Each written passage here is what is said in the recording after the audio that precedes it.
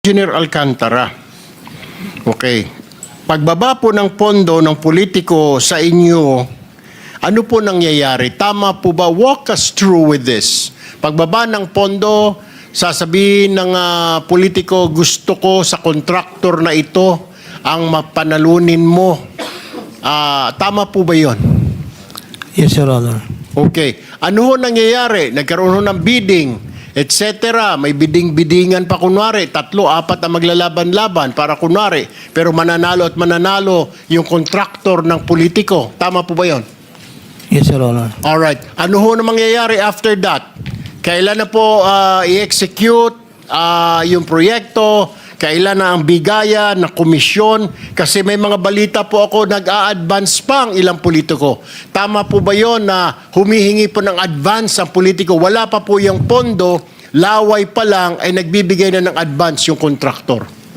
Your Honor, pagdating po dun sa bagay, since sila po yung magkakausap na po, yung contractor and the, hindi po ko knowledgeable kung kailan o magkano yung percent na napag-uusapan po nila, Your Honor. Pero pagbaba ng pondo, ano ho nangyayari? Pakikwento lang po sa amin hanggang sa ma-execute, kung i-execute ngayon yung proyekto.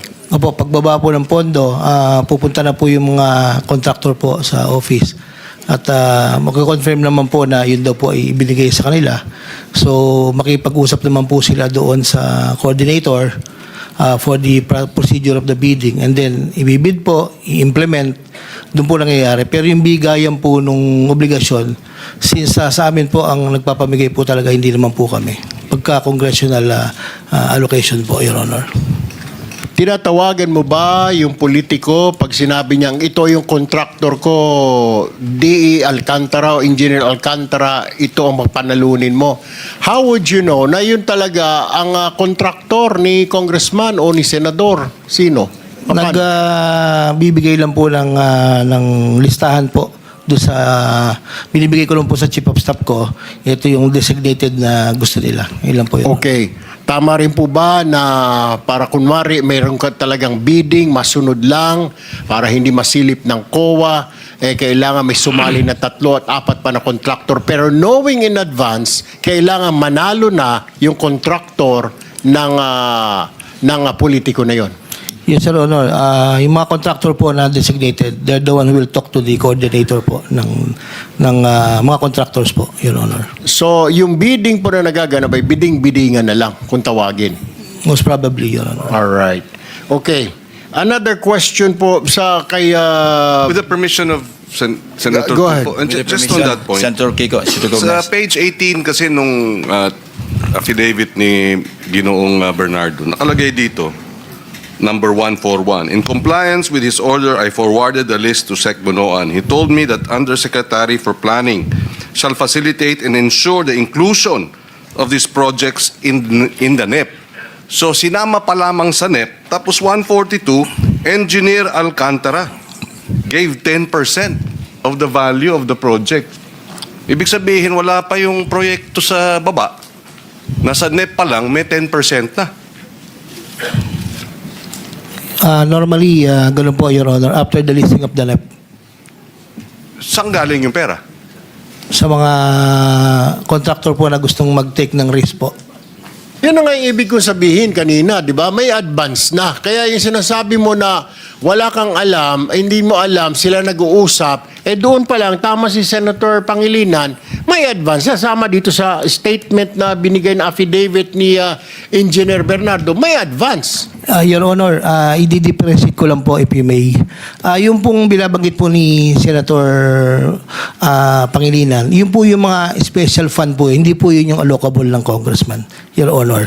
Doon po sa allocable ng congressman, wala pong ganun. Yun lang pong mga special funds na coming from whether, hindi ko po alam kung whether kay Secretary or kay Jose Cabral or sa House man po, kung saan po. Dalawa po kasi yan, sir, isang allocable po. Yun po yung fixed allocable na naka-allocate po sa district representative. Yun po yung sinasabi ko, sir, na wala pong advance, wala po kaming knowledge. So, yung mga special release po, special request po sa department na bumababa rin po sa NEP, that is not part of the allocable of the district representative. Yun po yung merong ganun po, Your Honor. Alright, quickly na lang. Okay, before I move to Yusek Bisnar ng DPWH. 3 beses ka nabanggit dito sa affidavit ni Engineer Bernardo. Sa line 19, line 21, line 24. Tama po ba ito? Itong sinasabi na third quarter 2024, I asked District Engineer Alcantara to prepare a list. Tapos sa line 21, 1.5 billion submitted by Engineer Alcantara.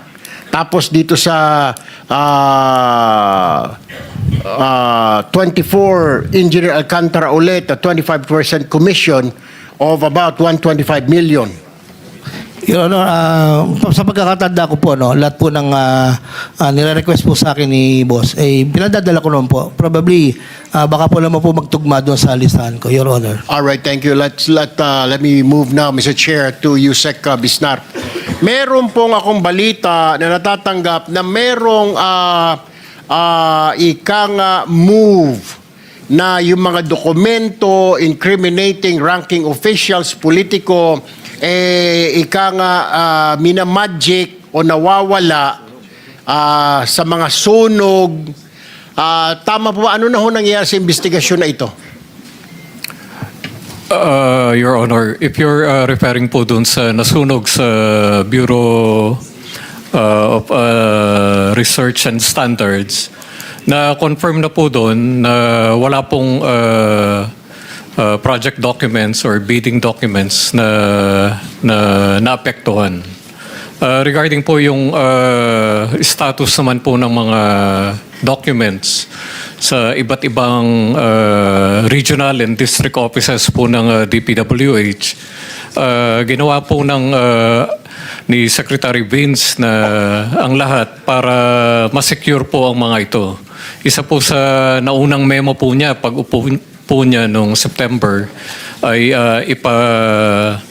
digitize ang mga documents at ipa-secure sa mga regional and district officials, Your Honor. Did you take a second look dito sa DPWH Bureau of Research and Standards building sa Nia Road? Kasi po, sir, totoo ba ang balita na natanggap ko sa aking informante na yung DPWH BRS building na sinasabi nyo na wala mga records, ito po ay dating tanggapan ng ex-wife po ni Engineer Bryce Hernandez na si Engineer Mel Clarice Santo Domingo.